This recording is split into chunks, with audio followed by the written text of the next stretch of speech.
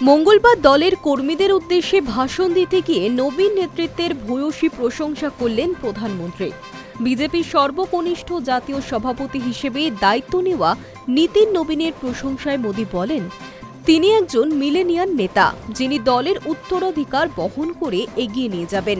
প্রধানমন্ত্রী আরও জানান, দলই তার কাছে সবার আগে। সেই প্রসঙ্গ টেনে মোদি বলেন, দলের প্রশ্নে নীতিন নবীনই বস। আমি নিজে একজন সাধারণ দলীয় কর্মী মাত্র।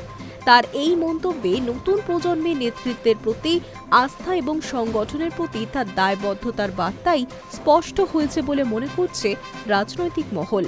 মোদির বক্তব্যে স্পষ্ট, বিজেপির ভবিষ্যৎ নেতৃত্বের ভার তিনি নতুন প্রজন্মের হাতে তুলে দিতে প্রস্তুত। আর সেই যাত্রাপথে নীতিন নবীনের ভূমিকা হবে গুরুত্বপূর্ণ।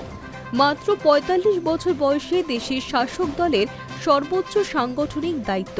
মঙ্গলবার থেকেই বিজেপির সর্বভারতীয় সভাপতি পদে বসেছেন নীতিন নবীন। জেপি নাড্ডার পর বিজেপির এই গুরুত্বপূর্ণ পদে দায়িত্ব নিচ্ছেন তিনি।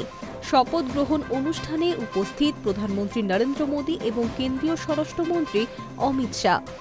বয়সের নিরিখে বিজেপির কনিষ্ঠতম সর্বভারতীয় সভাপতি হিসেবে নতুন নজির করতে চলেছেন নীতিন।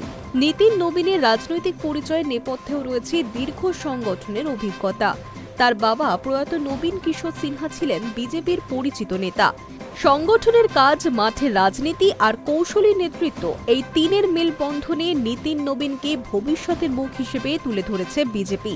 এবার সর্বভারতীয় সভাপতি হিসেবে তার কাঁধে গোটা দেশের সংগঠন সামলানোর গুরুদায়িত্ব।